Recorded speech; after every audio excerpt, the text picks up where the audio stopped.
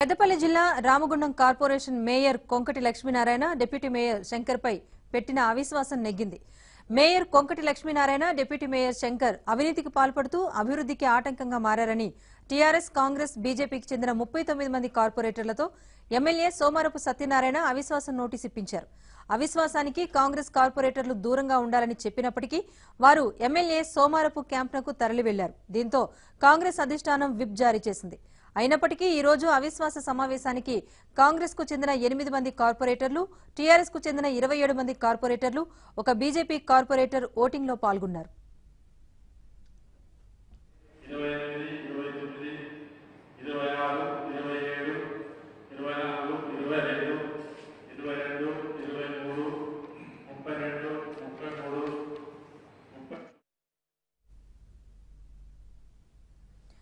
యాభై మంది కార్పొరేటర్లకు 36 మంది కార్పొరేటర్లు, వీరితో పాటు ఎమ్మెల్యే సోమారపు సత్యనారాయణ అవిశ్వాసానికి అనుకూలంగా ఓటేశారు.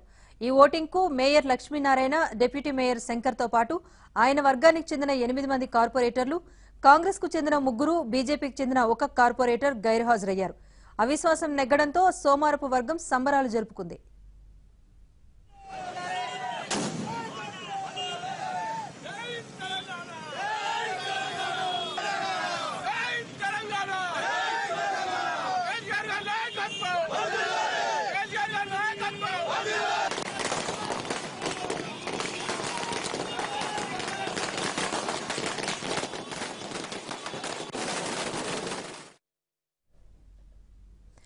మేయర్, డిప్యూటీ మేయర్ అవిశ్వాసం నెగ్గటం ప్రజా తీర్పుగా అభివర్ణించారు ఎమ్మెల్యే సోమారపు సత్యనారాయణ. తానేమీ పార్టీ వ్యతిరేక కార్యక్రమాలకు పాల్పడలేదంటూ సోమారపు సత్యనారాయణ అన్నారు. మరి సోమారపు సత్యనారాయణతో మా ప్రతినిధి అంజయ్య ఫేస్ టు ఫేస్ చూద్దాం.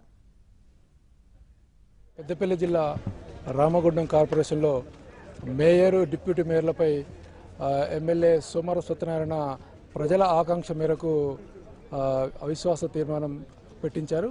అవిశ్వాసాన్ని ఇప్పుడు వారు నెగ్గారు. వారిని అడిగి తెలుసుకుందాం అసలు ఈ విజయం వెనుక ఏ విధంగా ఉంది అని. చెప్పండి సార్, ఈ విజయాన్ని ఏ విధంగా ఆహ్వానిస్తున్నారు? ఇది ఒక గొప్ప విజయం కూడా అనుకోవడం లేదు. నేను విజయానికి ఆనందపడాల్సిన అవసరం కూడా లేదు. ఎందుకంటే ఇది ఒక రకమైన సాటిస్ఫాక్షన్. ఇవాళ ప్రజలందరూ కూడా ఈ మేయరు, ఈ డిప్యూటీ మేయర్ మాకు వద్దు, మార్చే అవకాశం ఉన్నప్పుడు మీరు ఎందుకు మారవరని చాలామంది అడగడం జరిగింది. అట్లాగే మా పార్టీలో ఉన్న కూడా చాలామంది కార్పొరేటర్స్ ముందుకు వచ్చి తీసేయాలని చెప్పడం జరిగింది. మేము జనరల్గా మా పార్టీ వాళ్ళని మేము తీసేయడం కుదరదు. ఎందుకంటే తప్పులు జరిగితే ప్రభుత్వం ఉంది, పార్టీ నాయకులు ఉన్నారు, వాళ్ళు కరెక్ట్ చేస్తారు. కానీ ప్రజలే కోరుకున్నప్పుడు మనం శిరసా వహించాల్సిన అవసరం ఉన్నది. రేపు నేను బాగా పనిచేయకుంటే ప్రజలు నన్ను తీసేయమన్నా కానీ తీసేస్తారు మా పార్టీ అధ్యక్షులు. సపోజ్ ఇక్కడ ఉన్న ప్రజలు కోరుకుంటారు సత్యనారాయణ మంచోడు కాదు అంటే రేపు నాకు టికెట్ ఇవ్వడు.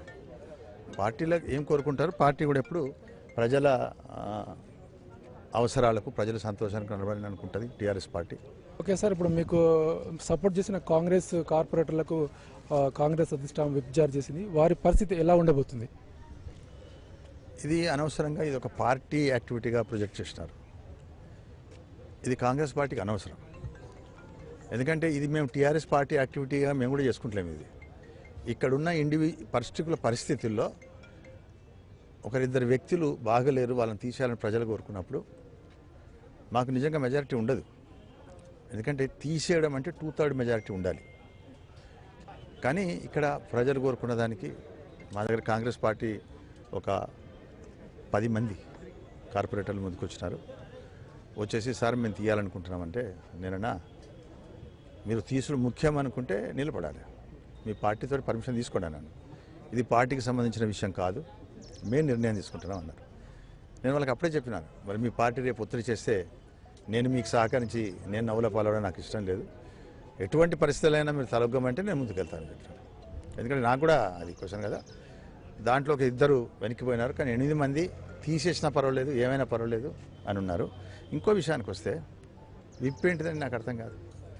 ఇవాళ పార్టీలో 20 మంది ఎలక్ట్ అయినారు. 20 మందిలో 9 మంది వెళ్ళిపోయినారు. 4 ఏళ్ళు అయింది. 4 ఏళ్ళకి 9 మంది వెళ్తే వాళ్ళ గురించి పట్టించుకునేది లేదు, ఎందుకు పోయినా అడగలేదు. ఇవాళ ఒక మంచి పని చేయడానికి టీఆర్ఎస్ పార్టీ, కాంగ్రెస్ పార్టీ వాళ్ళు ముందుకొచ్చి మా టీఆర్ఎస్ వాళ్ళు ముందుకొచ్చి 40 మంది ముందుకు వచ్చిన ఒక కార్యక్రమం చేస్తుంటే దీనికి పార్టీల వృద్ధి neither it is TRS activity not it is Congress activity. Decide చేయలేదు దాని మీద, ఎవరు డిప్యూటీ మేయర్ ఎవరు మేయర్ అనేది చర్చ జరగలేదు. దీని మీద తప్పకుండా మళ్ళీ ఎన్నికలు ఎప్పుడైతే పెడతారో ఈ ప్రాసెస్ కంప్లీట్ అయితే 15 రోజులు పడుతుందో, నెల పడుతుందో, 2 నెలలు పడుతుందో, ఆ ప్రాసెస్ కంప్లీట్ అయ్యి ఎప్పుడైతే నోటిఫికేషన్ వస్తుందో ఆ రోజు నుంచి మళ్ళీ మేము విచారించడం స్టార్ట్ చేస్తాం. ఏది చేసినా ఇదేదో నేను ఎవరి మీద రుద్దడమో అటువంటి అనుకోవడం లేదు. ఈసారి 100%గా కార్పొరేటర్లు ఎవరిని గెలిపిస్తే, ఎందుకంటే ఖచ్చితంగా అవినీతికి దూరం ఉండేవాళ్ళు, అవినీతిని ప్రోత్సహించే వాళ్ళను, కష్టపడి పనిచేసే వాళ్ళను, కార్పొరేటర్లకు ప్రజలుగా దగ్గర ఉండే వాళ్ళని తప్పకుండా తీసుకుంటాం.